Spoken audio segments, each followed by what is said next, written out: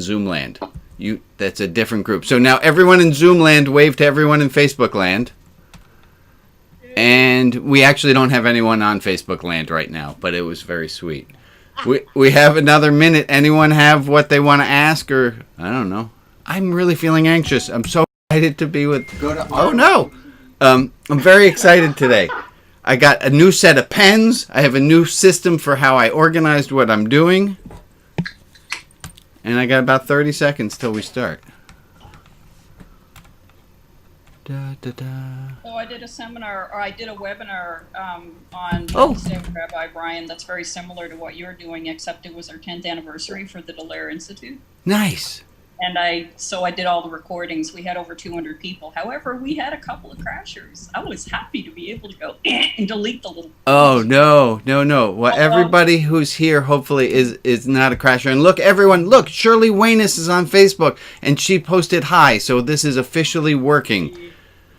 Alex, there's a bunch of people in the waiting room. I'm going to get us started. Hi, I'm Rabbi Brian. This is the Saturday service. It is Saturday, the 251st day of the month of COVID. I wrote that joke this morning. I thought that was pretty good. All right.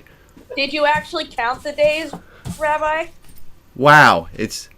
I did a little thing. So in Oregon, we went on lockdown on March 1st. So today is 251st day of the month of COVID for us. So this is the Saturday service.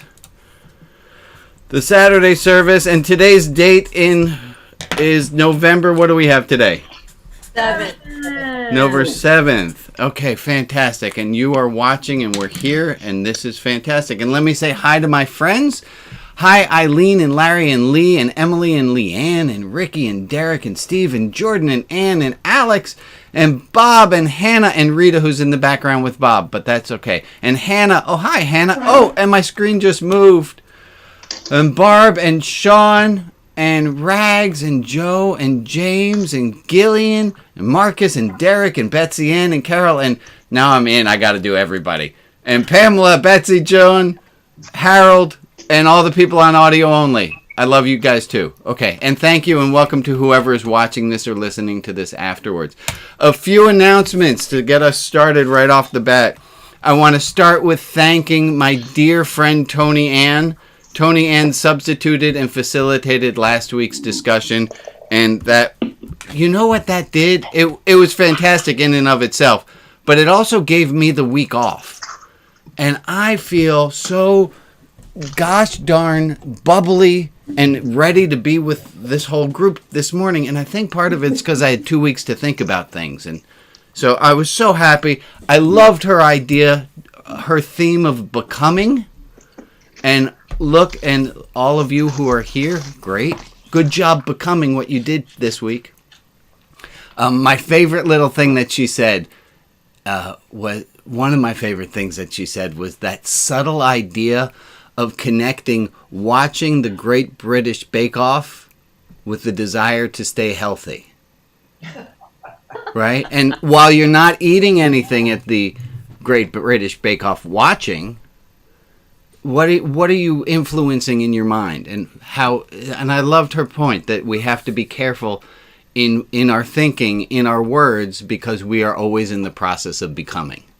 And so, Tony Ann, thank you for that.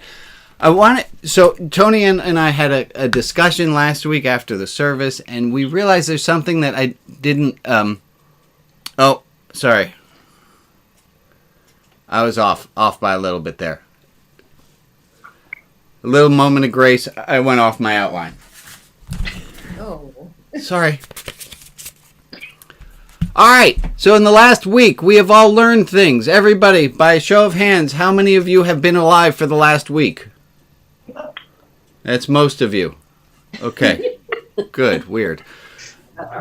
How many of you in the past week would be able to help us if I said, in this past week, we have learned something? If I said, in this past week, we have learned something, the following people would be able to answer that question. Raise your hand if you're a person who would be able to answer the question. In the last week, we learned something. Carol, do you mind giving us, what's one thing you learned in the last week? Me, this Carol? Yeah, you, Carol Ann Clausen Williams. Okay, I learned a little bit more about Kamala Harris because I'm reading her biography. Okay, fantastic. Really impressed. Okay, and then let me see, there were some other hands who had something else. It could be on a totally different topic. Bob, what'd you learn? Hope. You learned hope in the last week. More of it. You learned more of hope. How many of you got a little sense of learning a little bit more about hope in this last week? And how many of us had a sense of like, oh my God, hope tastes so delicious, especially after you just had a whole lot of despair? Right? Yeah. Okay. What else did we learn in this last week? Oh, I had so many hands a moment ago, and then what happened to you? I learned a few different shades of patience. Patience, yeah. Oh, and I like that phrasing. I learned a few different shades of patience. I learned that I can just be still in the middle of chaos. Marcus, that's brilliant. You learned that you can just be still in the middle of chaos. Thank you for that. So I want to look at it this way, and I know other people learned other things as well, that there's this idea that the answer that we receive depends on the question that we ask. So the answer is dictated by the question. Mm-hmm. And that's what part of what Tony was saying last week of choose your words wisely as they are a factor in your becoming. So here's where I wanted to go to, and my cards aren't really explaining this very well.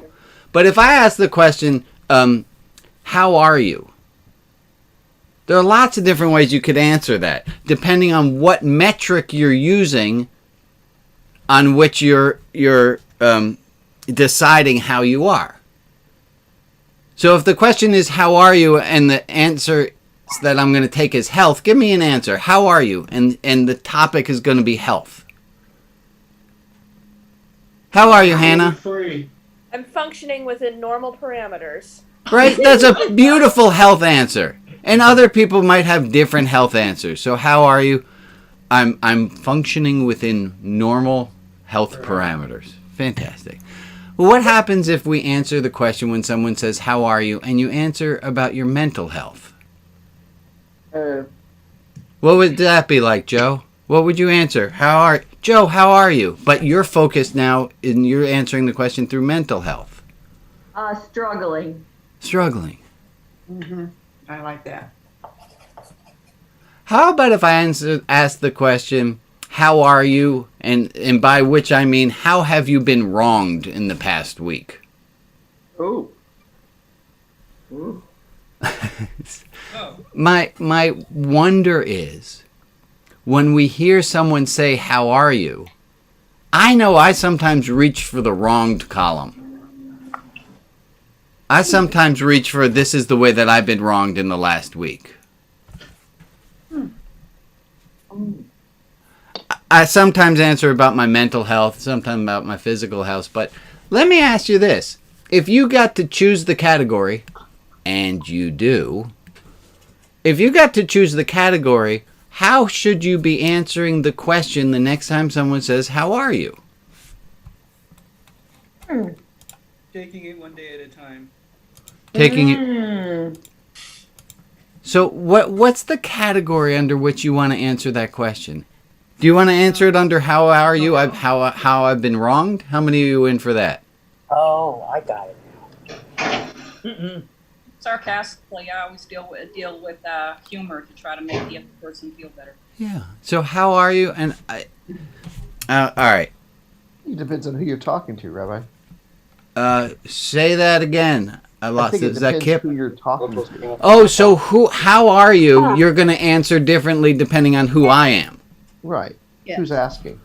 Oh. Yeah. Interesting. Right. And okay, so I guess what I'm talking about is the free-for-all when you what latitude you get within that. Because I could still answer my boss in different... How are you? Yeah. Oh. Yeah, if your doctor asks you. for instance. Yeah, you're going to go medical on the doctor or mental health, depending which kind of doctor you're seeing. But what if you answered from the place of what you're grateful for instead? Well, you see, Hannah, that's the kind of thing I was looking to try to get towards. Is what if when somebody asks, how are you, you answer and you're like, oh, the category I need to be answering, whether it's my boss or it's a police officer, the answer I need to be answering is, how are you blessed? I see a few heads nodding, so That'd be great. That'd be great. So can we make a little homework assignment? Yes, that's excellent homework. Okay, we are done with the meeting for today. That's good enough for me. I'm going to make this announcement twice. I'm going to make it first here. There are 3 ways that you can help religion outside the box. And this Tony Ann and I were talking about, that we always make an appeal like 3/4 of the way into the service or at the end of the service, which makes it feel like it's pay for play. Like, did you enjoy the show up to this point? Please chip into the bucket. And we're like, there's got to be something else we can do. So we thought, what happens if I put it all the way up here at the front? So let me just get this part out of the way now. There are 3 ways you can help religion outside the box and this cause. 1, you can tell your friends.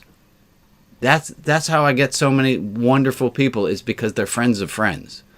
2, you can go shopping on the Etsy store, because I make some things because I've got an artist soul. You can buy some things there. Those are supportive, and you can make a flat donation. Okay, all 3 ways you can help. And also, hey, to be honest, I gotta pay Tony Ann. I don't have to, but I like to. So please keep those 3 things in mind. Let me get to our next sets of cards. Oh, it's a quote. Ready, everyone? Do you have the patience to wait until your mud settles? Can you remain unmoving until the right action arises by itself? No. That's the right answer, Jeffrey. Can you do this? No. Get out of here, Lao Tzu. I don't have the patience to wait until my mud settles. Okay, Jeffrey. We must settle our own mud. We must make our own statues with the mud that we have. Yeah. It's hard to drink that water, though. Yeah. I have a bubble that says join new meeting. Is this cancel or leave and join? Does everybody else have that? Don't leave. Oh, that's just you, Betsy. Don't go. Ah, that's weird. Well, I'll say cancel. Yeah. Okay. Sorry about that. So this quote was gonna. How patient do you guys feel you are today? On a scale of 1 to 10, pick a number. I don't care what number you pick, but just keep a number in your head. How patient do you find yourself today? Pick a number. And then, how patient did you find yourself this week? And pick a number. So you got 2 different numbers here. Okay, so my son's we're doing slope-intercept form in math, and I don't know how many you remember y equals mx plus b, and m is the rise over run, or crawl over fall. Fall over crawl. So I want you, the way you figure out the slope of something is you have 2 points.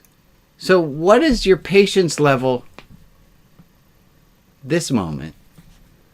And what is the number of your patient level last week? Everyone has. Did I say last week or yesterday? Which do you like? Mine has been very. Okay. So does everyone have? I just got to make sure we got the. Everyone has the 2 different numbers in their head. I just have a minor question. Is 1 high or is 10 high? Oh, it doesn't matter because we're doing the difference, so it's an absolute value. So whichever way you want to start. Yay, math teacher. So you should have a number, and it should either be a positive number or a negative number. How many of you are trending towards more patience? If you just did those 2 points. Oh my gosh, look at all those hands. And 0. those of you who aren't, let me give you a little pep talk. It will happen. It might not happen exactly on your schedule, but the mud will settle and your patience will arise by itself. I want to do something else. Oh, here's where I want to be. I'm talking a lot this morning. I feel like I'm talking a lot this morning. Why we're here. Yeah. Keep You're on. doing a fine job. Okay, Keep it- thank keep you it for up. the feedback. I appreciate Yeah. it. It's a little hard, and that's part of what this next little piece is thinking about.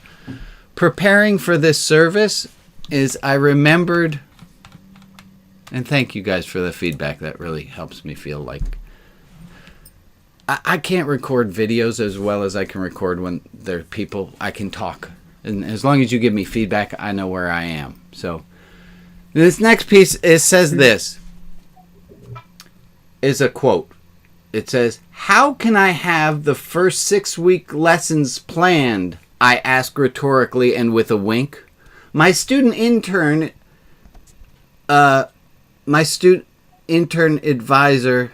Oh, I'm sorry. How can I have the first 6 weeks of lessons planned? I ask rhetorically and a wink to my student intern's advisor.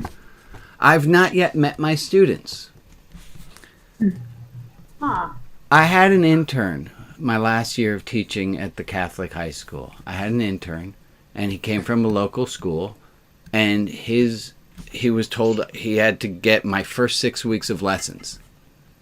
And I said, I don't have it. Well, when his boss came in, his facilitator came, his advisor came, he said, old teacher, he said, well, you don't have your first 6 weeks of lessons, like there was something worrisome. And I said, of course I don't have my first 6 weeks of lessons. I don't know who's showing up to my class yet. And I could prepare everything I could prepare, but I couldn't do it. I didn't know if they knew absolute values. So how can I know if I can get them to the next step if I don't know what they know? And I think that's the same with this service. And I had like that meta moment where I'm preparing for this service. I can make up all the index cards. Here, I'll show you. They're all on a platter, and they're in order. And I have all these notes of things I want to talk about, but I don't really know how long they're going to take because I've never exactly run this service before. Mm-hmm. So it's live. When I taught, I had an idea, but then the timing would be all screwed up. Like I didn't think we'd be at 8:20 at this point in my cards. But that's all right. I'm going to gotta figure it out. And it feels like a metaphor for life. Right? I think it was Eisenhower, somebody please correct me. He said, you don't go to war with the army you want, you go to war with the army you have. It's Donald Rumsfeld. Roosevelt? Donald Rumsfeld. Donald Rumsfeld. Thank you, Jeffrey. Thank you, Jeffrey. You don't go to war with the army you want, you go to the war with the army you have. You can prepare everything you can. Like, all of us are really good at preparing for patients. But then the thing happens. So going from Donald Rumsfeld directly to Mike Tyson. Mike Tyson said, everyone has a plan how they're going to beat me, and then they get in the ring. You can have all the plan of how you're going to deal and how you're going to have patience this week, but then you're going to be in the ring with Donald Rumsfeld and Mike Tyson. If only. I'd rather be in the ring with Donald Rumsfeld and Mike Tyson. Yeah. Okay. So this was my moral of this whole thing. Right. This happens live. Right. SNL style. Yeah, right? You could also say this happens live. Ooh, nice punctuation, Joe. Thank you. Wow, that's deep. And that's one of the reasons why I was saying that I'm taking it one day at a time. Actually, I was talking, I think it was yesterday or the day before, I was talking to one of my patients, and I used a phrase that Rabbi Brian used in meditation. I said, listen, sometimes you have to take life like just fucking sit there. You know, and he was like, whoa, that's so deep. Yeah. Okay, for those of you who don't know, where's my book? Oh, hold on. And that's what has helped me throughout this week. Because, I mean, with the COVID thing and my job, and I mean, this whole month, we didn't have internet because voting in Puerto Rico, and you know, we just didn't, you know. So Ricky, help us understand a little bit better. When you say the phrase, just fucking sit there, what do you mean? Well, what I'm saying is that I'm taking life as it is and not trying to change it, not trying to analyze it, not trying to just find out why things are happening to me. And my thoughts are just, if I try not to be in this think situation, but I just sit there and take life as it is. Yeah. Saying, this whole month, I was stressing out because we didn't have internet for almost a whole month. Wow. And lo and behold, after everybody voted, ta-da, we had internet again. and I knew what was going on. That's messed up. Yeah, and there were times that I couldn't work from home and I had to go to the hospital and work there. And I just locked the door of my office because I didn't want to, you know, find somebody and get infected. And I was really getting all the, but I would just text my boss and say, listen, internet is really messed up at home and I'm going to the office. And I just sat there, did what I had to do, and took life as it was. And today I can say that I'm more calm. Of course, it's Saturday, but I'm more calm than about 1-2 weeks ago. But if I would have not practiced that, just fucking sit there. Yeah. I would have been a nervous wreck right now. You know, okay, now help me out, Ricky. Practiced. Just fucking sit there. Yeah. You have to practice sitting. What are you talking about? Well, actually, it takes practice. Right? Anybody here surprised by that at all? How many of us, do you think more of us flossed our teeth or more of us practiced sitting still? More of us lost our teeth. Yes. More of us flossed our teeth? Some of us practice sitting still too much. Yeah. Oh, how many people over practiced? Not many. You know, that phrase, just fucking sit there, Yeah. really helped me a lot Yeah. in trying to learn how to meditate. What? Because I always felt so bad about it's like I can't do it right. And it's like I'm just give up on it. But if I just know that's all I have to do is just like Rick says, just fucking sit there. Yeah. But anything worth doing takes practice. Well, you know, that is true, Jeffrey. I was thinking that these two phrases actually are very similar. Just fucking sit there, and do you have the patience to wait until your mud settles? Oh, yeah. Mm-hmm. Okay, so I'm going to bring over this concept. Let's see if I can squeak this idea in.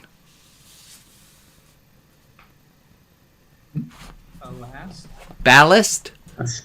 So they used to, if you have a ship, you want to have heavy weights at the bottom of the ship so that the boat is like a weeble with the weebly part at the bottom so that the ship doesn't wobble.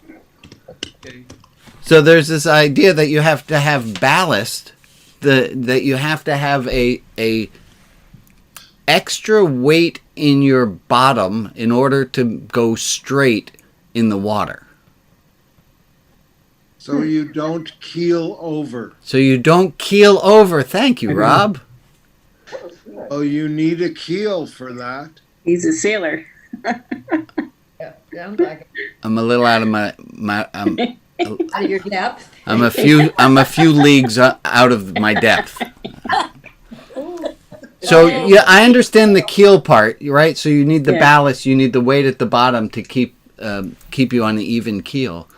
Talk to me spiritually. If we were to do this, how do we feel about going into small groups for a moment? Okay. So here's the question, and the person who's in the small group who appears to be shortest starts the conversation. Or you can figure out your own way you can get into groups. That's up to you. But the question is, what are the things that ballast us? I'm using ballast as a verb there. I don't know if I'm allowed to, but I am. Mm-hmm. What are the things that give us ballast? And what are the things that are those we think give us ballast, but really they don't?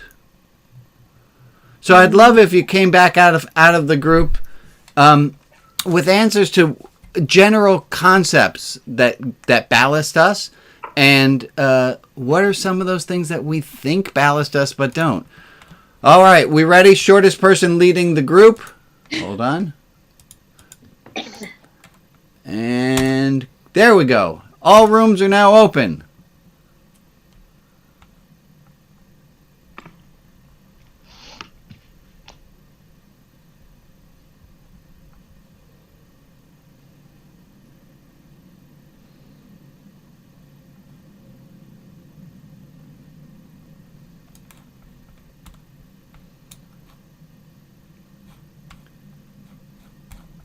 Hey, Alex. Yes. Hi, Scott. It looks like we have rooms open. And everyone got off. Okay. I did not join the breakout room because I'm laughing too hard about your comment about boats and weebles. Oh, because it's a food thing. I don't. No, weebles wobble, but they don't fall down. Well, I was thinking about the hardtack with the weevils in it. Oh, weevils. Yeah, that's a whole different story. That's funny. Excellent. I grew up on a sailboat, so Yeah, you know about weebles. Yeah, and I also know about weevils in flour too. I know you Rice. told me about you could still make challah with. Yeah, and weevils in pasta, which we've got plenty of that too.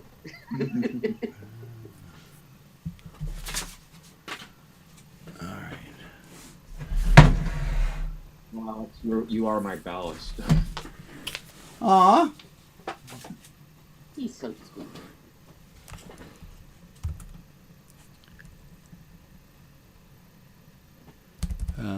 I am going to go here. Breakout rooms also give me a moment to think about what I'm doing. Shoot.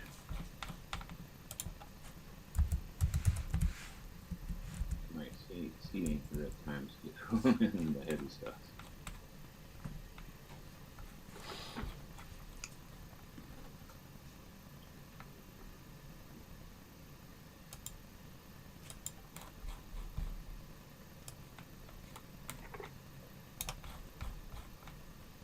What part of the mind do you?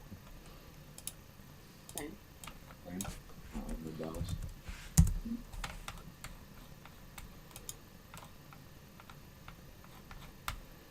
Broke big piles of heavy lead in the damn bottom of the whole boat.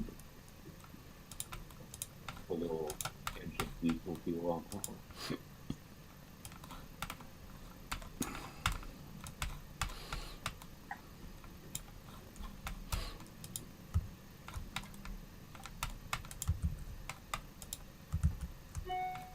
Hey, Sean. Hey, Sean. Everyone else is in breakout groups. Gotcha. Had to get the dog quiet. No, sorry. It's kind of the cyber equivalent to, quick, he's out of the room. Everyone hide. We last were talking about the things that give us ballast, that keep us from wobbling over. Okay. And I am taking advantage of everyone being in the breakout room to reorganize my cards.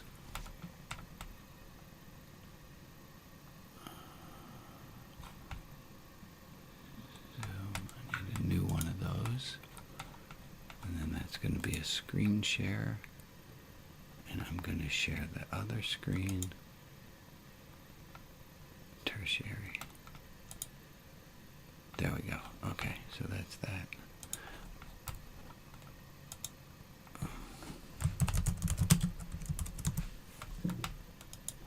All right, welcome back, Gillian.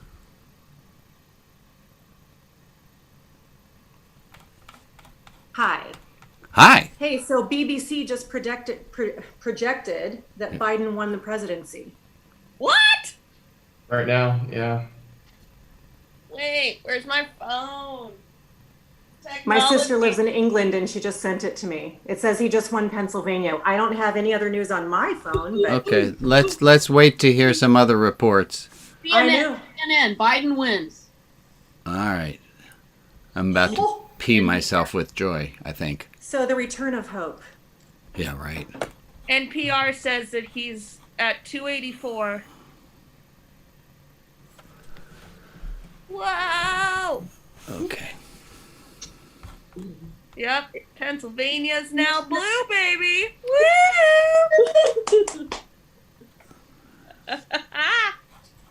Sorry, Rabbi Brian. No worries, no worries. I think I'm gonna wait till everyone comes back.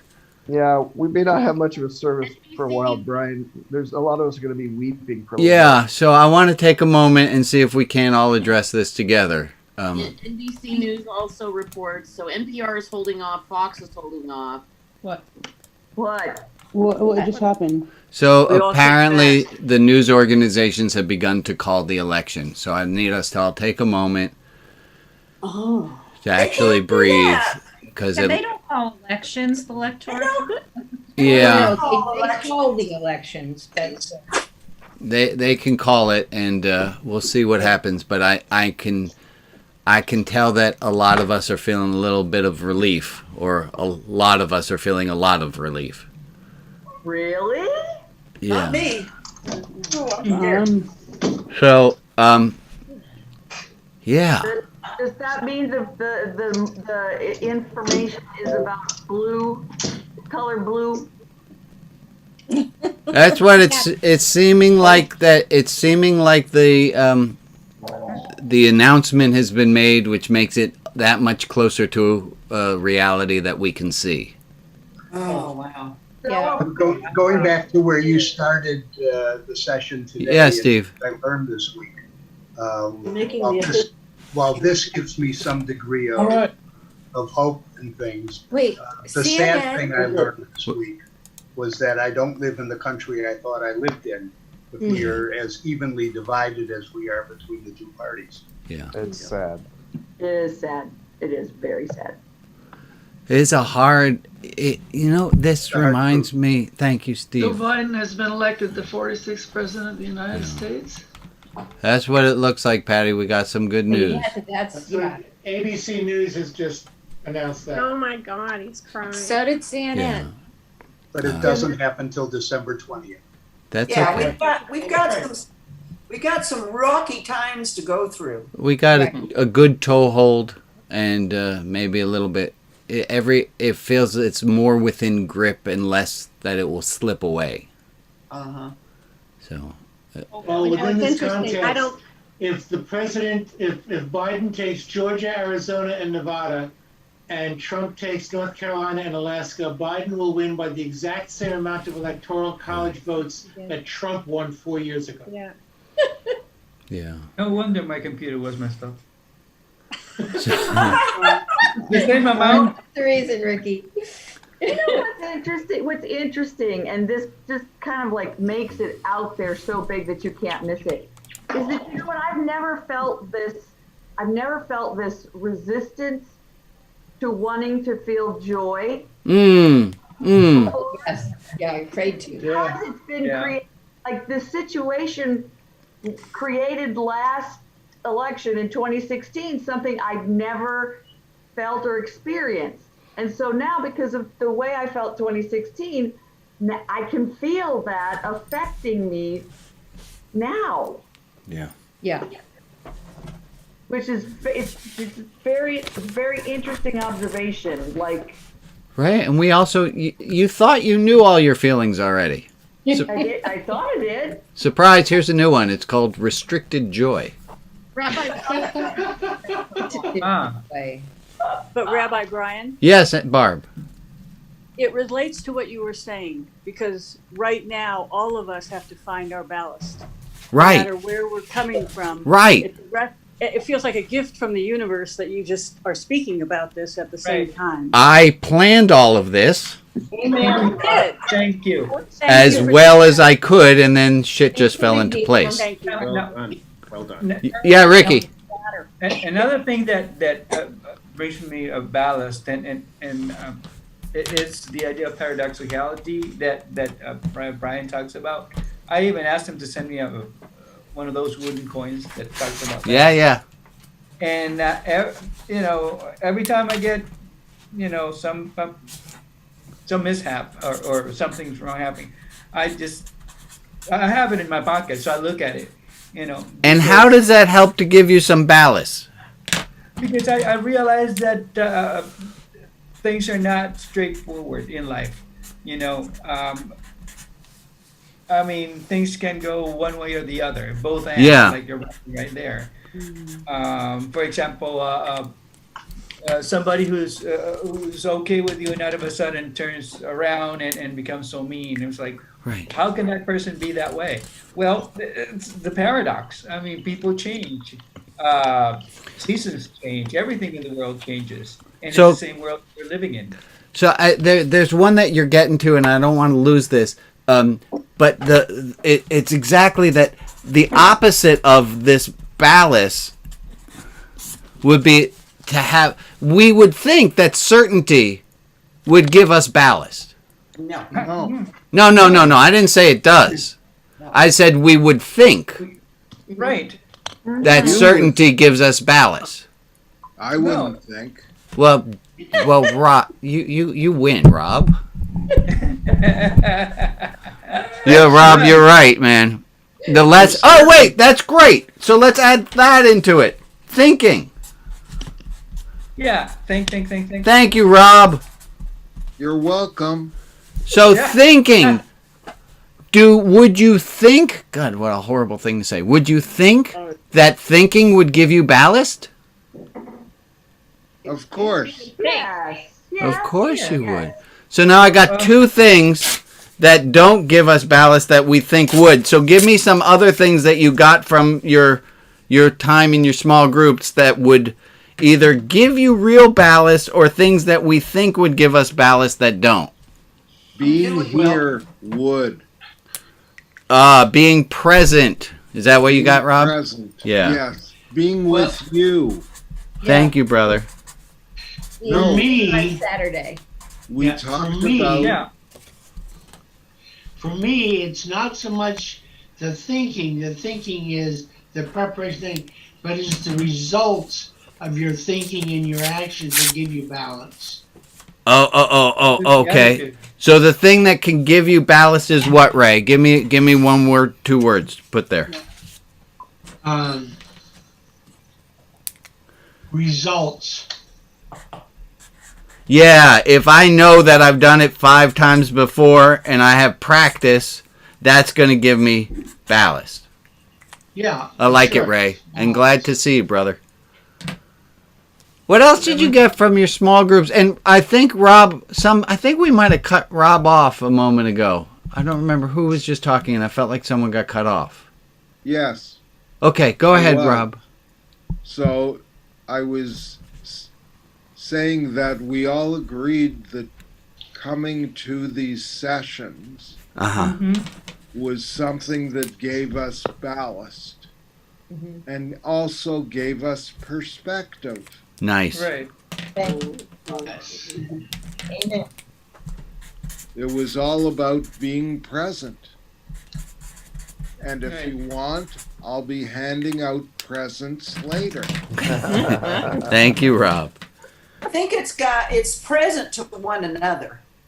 Right. I don't think me being present in the moment just to myself is going to do it for me. I think sometimes it might. Times. Because if I'm dissociated, which I've done a lot of in my lifetime, like things were too hard, so I just kind of went out. I would say, like, for the boat analogy, that didn't have ballast, but I was kind of more like a ball at the top of the water being moved with the waves, like I was in my own thing. All right. As long as you're balancing. It sounds like Portland is celebrating outside my window, so that's kind of exciting. Celebrating as far as I'm concerned. Yeah. What do you have, Betsy Ann? So I'm thinking about a cellular analogy. Okay. A cell has to be present in itself, and the other cells around it have to be present in their cells, but they can't do anything unless they have the presence between each other. Uh-huh. So here we are. Some each of us connection. Yeah. But it really goes deep into, our cellular makeup. What came up in our group connected to that was boundaries. You're talking about maybe cell walls, that there has to be a sense of individuality. Right. And, I love that. So give me the word again, Barb. boundaries. Boundaries. Of course there need to be boundaries. Because if there weren't boundaries, the weight at the bottom of the ship would be at the bottom of the ocean. You need to have the ship. You need the boundaries between the two things. Yeah. We need the ship. All right, give me some other ones of the, well, I sure thought that was going to give me some, but it didn't. Distraction. Go ahead. Al, I think I heard Al's voice for a second, or maybe I didn't. Yeah, I was going to say that there's actually kind of a paradox one we came up with, which I love paradoxes. Yeah. Which is being with certain people are a ballast, and being with certain people are an anti-ballast. You would think they'd be a ballast, and they're not. Are these the same people? Sometimes. No. But often not. Okay, there's some people, and then there are some people. Exactly. All right. How the heck do I write that out? Oh, so let me take a moment to thank Lee. Let me thank Joe, who's always moderating the chats, Alex, who's always doing the tech stuff, and Lee is now helping. So all of these get put up on the web later, and Lee is helping make show notes. So we've been of like, hey, at this time this quote was used, and that kind of thing, so people can Progressive find. English has been stretched quite a bit in the last couple weeks, trying to figure out what in God's name you're trying to say. Yeah, that's the fun with religious, spiritual things, is sometimes it just sounds like woo-woo nothing. But when you write it down, it's Can I like, say that? Can I put that in quotes? yeah, woo-woo nothing. Well, the ultimate ballast is love, right? Oh, yay! Was that Anne? Yeah, yes. That's Betsy Weston.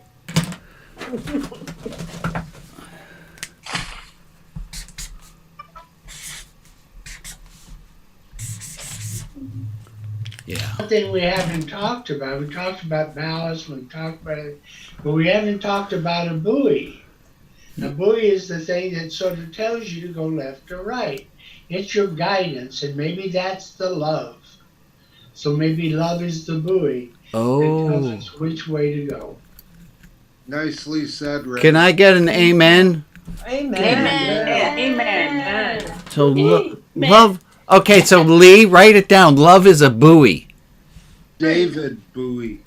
Wait. Oh, Rob, that is such a Something else. But love is a PUOY. Yeah. All right. So let me make. So I'm gonna close this piece up here. But again, let's be cognizant of the things to which we hold on. The Etsy item of the week, folks, because there's an item of the week. There's the Etsy item of the week. It's my book, Meditation is Magic, which you can get, and I'll show you a few pages of it right now because it's what we've been talking about. I'll read it to you. Did you do the drawings? No, my friend Bill did. Oh, they're excellent. They're amazing. Okay, now let me boil 1,000 years of instructions about meditating into 4 simple letters that any horse or dragon can do. Well, that's because Stallion and Dragon are the heroes of the story. And then here's me. It's as easy as JFST.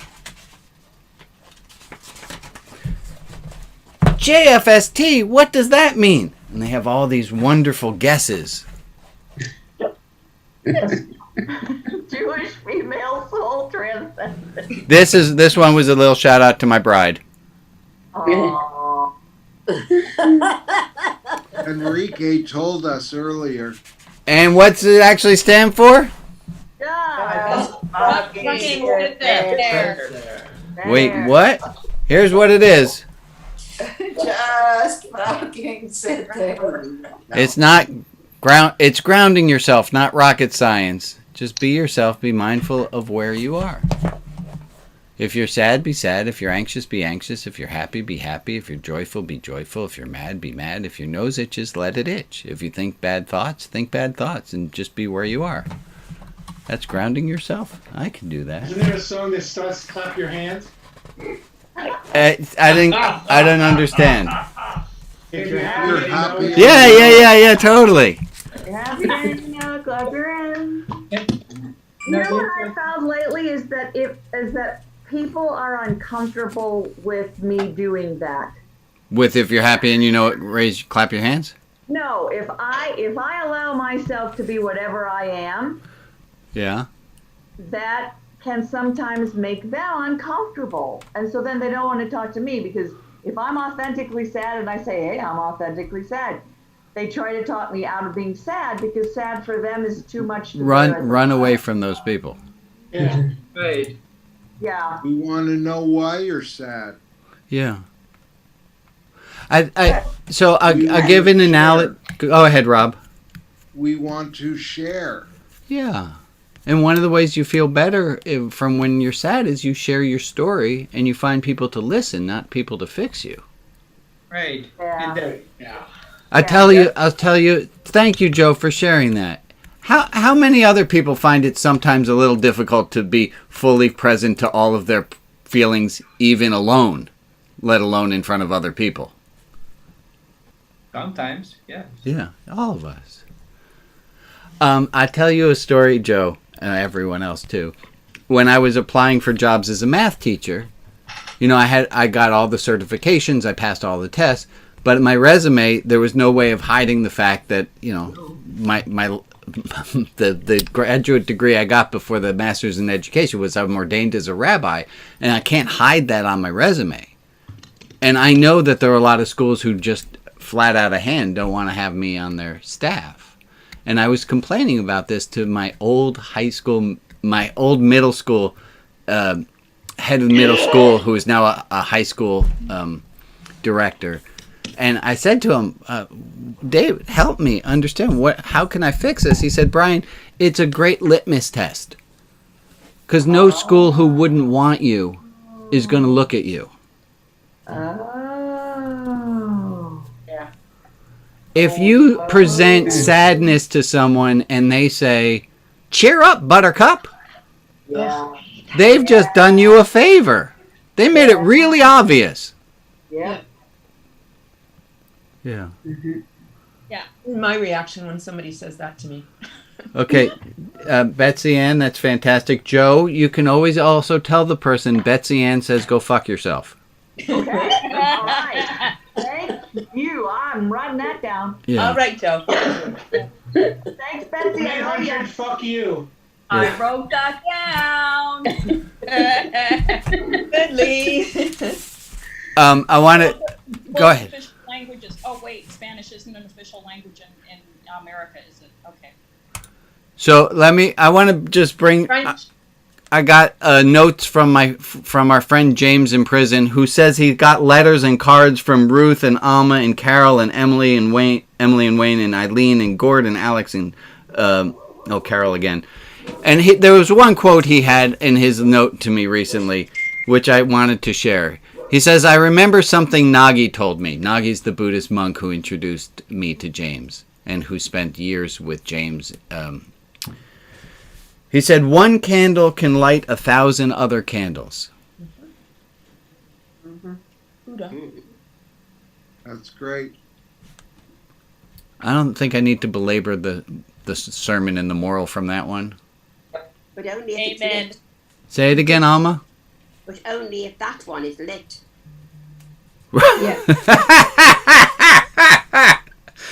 Yes, a one lit candle Yes. can light 1,000 other candles. Oh. If you try to light a candle with one that's not lit, that's on you. Thank you, Alma. Bring a lighter. And I have good news. I have such good news because the first proof I just got, this is a book that James and his friend Donnell wrote called Right Our Wrongs. It's done? It's letters to victims, poems, and short stories, and it's different people who have gone. They made a program, and they all write. It's not the most eloquent, but it's the most beautiful. I've ordered it. How can you get that? Hold on, and I will. I will get you a link. Can I just put the link in the newsletter that's coming up? Y'all read the newsletter. Okay. Sure. What's it called? It's called Right Our Wrongs. Thank you. Yeah. But it's on Amazon. Maybe it's on Amazon. It is on Amazon. We're working on the EPUB version of it, so you can, if you want to just get a hard copy, you can. You can't get both EPUB and regular. So, it's very exciting, very very exciting. And Alex, are you able to get James's address up on the screen, on the chat? Thank you. So if anyone wants to write to James, it's a really weird exercise to start a pen pal thing with someone in prison if you've not I spent a lot of time for years thinking, like, what the heck am I going to write today? I don't write every day, but whenever I write, it's bizarre. It was bizarre for a very long time, and now I know how to do it, but it was weird. Like, what do you say, and how do you introduce yourself? So go for it. James is pretty brilliant. He's a monk in the prison system. It's very cool.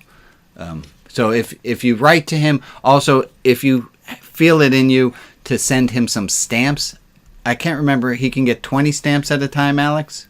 Yeah, one book of stamps. He can get one book of stamps and up to 10 cards.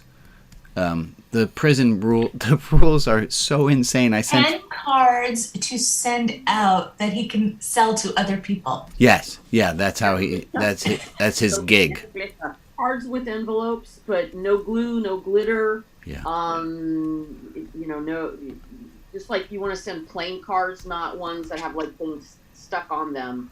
No, you can't send him stickers or anything? No stickers. No. Ugh. I send postcards. You can send postcards. Yeah. Okay.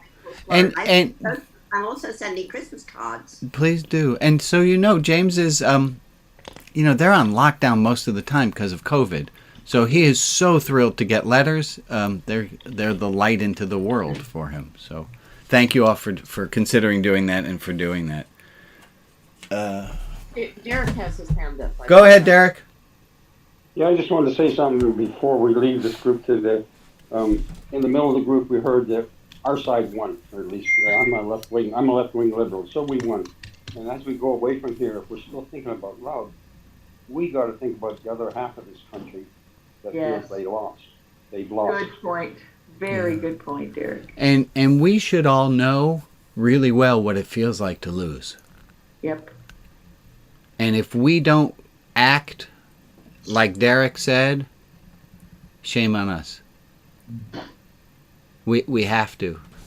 We do have to. It's as close to the. I have one other quote I wanted to bring to you. Also, other thing, that the book was the Etsy item of the week, and I have two other announcements and then one more quote. Virtual donuts. Virtual donuts happens, and look, I don't know if like based on what Tony Ann said about the Great British Bake Off, and if you're considering health, should I really be calling it virtual donuts? Yes. So if you want to hang around afterwards, a ragtag group of people get together. Alex is there to help put people into different groups if they want, and we're have fun. I'm not there, and that's part of the point. Is that it's just for people to be able to have community without. Maybe it should be virtual donut holes. Oh, I like that, but I'm a total nerd. How do we feel about virtual donut holes? As long as it's spelled WHOLE. Oh. There you go. Oh, you are the best. Thanks, Rob. Thanks again. The other thing I want to announce I'm very excited about. Oh, we didn't get to do that. Oh, all right. Never mind. The other thing I want to announce is I'm going to start a new program, and my goal is to get 5 of these done by Thanksgiving. And if that's not... Pilates. So it's spiritual Pilates is for you and about 10 of your friends is to have a private Zoom class with yours truly. So as opposed to when I'm running a service and I don't know how long each piece is going to take, this is a set class. And it's kind of like a Zoom show. I don't know how many of you have been invited to like a Zoom magic show or a Zoom band where They're great. you and your friends get together and everyone tunes into the same thing. So in this case, it would be me. I do not actually dress like Richard Simmons. That's an additional fee. So I just need that to be clear. So that's virtual Pilates. And then I have one other quote with which we can end. It's not the perfect quote, but it's close. So that's what I got. We raise the volume of our voice to make up for the distance of our hearts.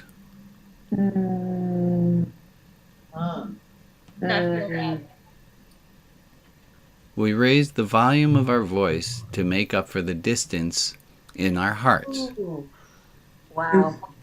Oh, wow. Yeah, that's a thinker right Oh, there. wait. Sorry, bad. Ooh, what are you doing? Put that back up, please. There it is. We raise the volume of our voice to make up for the distance of our hearts. Wow. Wow, wow, wow. When I can catch myself when I'm about to get snarky at one of my children or life partner, I try to drop into my heart. I don't always do it. But if I can drop into my heart, I can go straight to, oh, that's how this is all going to tie together as though I planned it this way. It's going to, if I can dive into my heart, that's going to give me the buoys that I need and the ballast to keep me centered.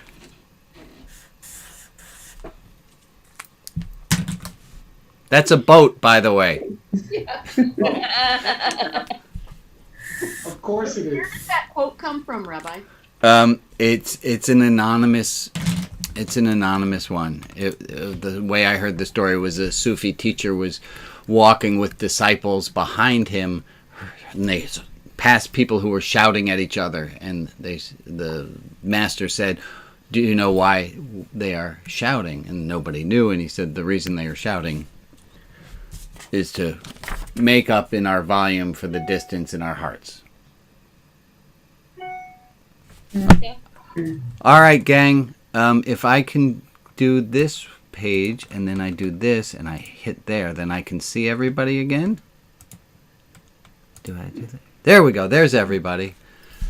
Folks, take a breath of air. It's a beautiful week. Anyone who wants to stay for virtual donut holes of both varieties, please do. But take yourselves off mute, wave to each other, say hi. Thank you so much for joining. Thank you, everybody. Bye-bye. Thank you very Thank you, much. buddy. Bye-bye. Thank you, Rabbi Brian. Bye. Bye. Bye. Thank you. Tuesday. Congratulations. Everybody. See you next week. Bye-bye. Congratulations.